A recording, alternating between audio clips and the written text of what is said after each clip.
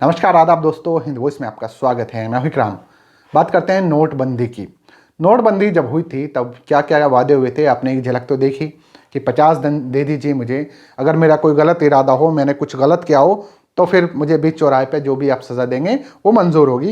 ये सारे वादे किए गए थे हमारे प्रधान सेवक द्वारा, यानी कि हमारे प्रधानमंत्री जी द्वारा, कि मेरा कोई गलत इरादा हो, किसी गलत इरादे से मैंने की हो, लोग मुझ पर सवाल खड़े कर रहे हैं, तो मेरा कोई ऐसा इरादा नहीं है, बल्कि हमने ये काम इसलिए किया है ताकि देश से भ्रष्टाचार कम हो जाए, ख़त्म हो जाए, आतंकवाद की कमर टूट जाए, करप्शन खत्म हो जाए। ये तमाम तरह की चीज़ें की गई थी। और डिजिटलकरण जो कहा गया था कि आप लोग ज़्यादातर इसका उपयोग कीजिए। उसके बाद मार्केट में तमाम तरह की ऐप आ गई, पेटीएम, फ़ोनपे और दुनिया भर की ऐसी जो ऐप है जिनसे आप आज हम लेन देन करते हैं।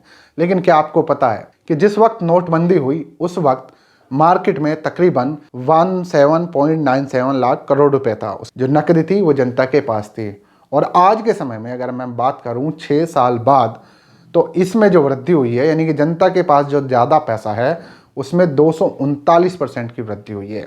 239% ज़्यादा लोग आज के समय में नकदी का इस्तेमाल करते हैं। यानी कि एक तरह से अगर माना जाए तो डिजिटलकरण जो हुआ था उसकी उन्हें कोई ज़रूरत नहीं है, क्योंकि इतनी ज़्यादा मात्रा में लोगों के पास नकदी है, लोगों ने जमा कर रखी है। तो इसका मतलब यह है कि लोग ऑनलाइन डिजिटल पेमेंट का इस्तेमाल बिल्कुल नहीं कर रहे हैं, चाहे उसमें नेट बैंकिंग हो, यूपीआई हो, होती है लेकिन वो इतनी होती है कि छोटा मोटा सामान खरीद लेते हैं लोग। लेकिन आज भी जो बड़ी अमाउंट है वो सारी की सारी नकदी में, और लोगों के पास नकद पैसा, यानी कि बैंकों में इतना पैसा नहीं है। एक रिपोर्ट ने पूरे देश को चौंका दिया है कि 6 साल बाद नोटबंदी के लोगों के पास जितना पैसा पहले था उससे 239 गुना ज़्यादा है। सोचिए आप। तो इस रिपोर्ट के बारे में आपको बताता हूँ, लेकिन एक सवाल है कि वीडियो के आखिर में नीचे कमेंट ज़रूर कीजिएगा कि ऐसा सब क्यों हुआ है। तो पहले मैं आपको बता दूं कि जब नोटबंदी हुई थी, यानी कि 2016 में, उस वक्त जो रिपोर्ट आई थी तो उसमें यह था कि 9.11 लाख करोड़ रुपए जनता के पास नकद थे, और अब इसमें 239% की वृद्धि हो चुकी है। अगर मैं आरबीआई के आंकड़ों के अनुसार बात करूं, क्योंकि आरबीआई ये सारे आंकड़े देती है, 21 अक्टूबर 2022 तक देश में कुल 30.88 यानी कि 30.88 लाख करोड़ रुपए का कैश मार्केट में उपलब्ध है। जनता के पास इतना ज़्यादा भारी मात्रा में कैश है, जबकि नवंबर 2016 को यह आंकड़ा सिर्फ 17.97 लाख करोड़ रुपए था। उसके बाद 2 हफ्ते बाद जब नोटबंदी होगी, नोटबंदी को ये डाटा चेक किया गया, उसके बाद 2016 में ही 9.11 लाख रुपए जनता के पास नकद थे।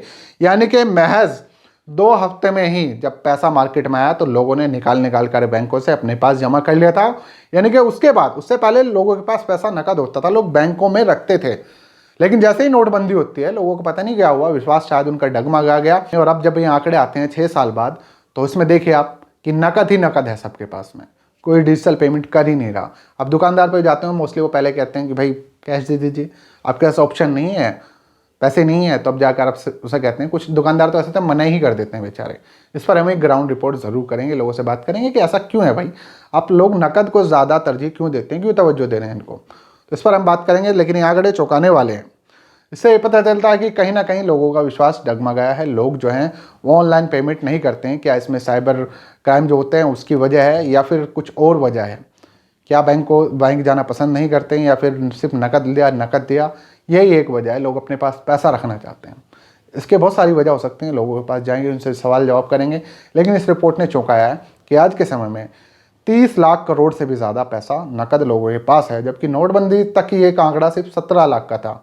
17 लाख करोड़ तो बहुत ज़्यादा बढ़ा है। 239% की ज़्यादा वृद्धि हुई है। अब आप इस पर जो कुछ कहेंगे नीचे कमेंट कीजिएगा, वीडियो को ज़्यादा से ज़्यादा शेयर कीजिएगा। मिलते हैं फिर किसी नई खबर के साथ।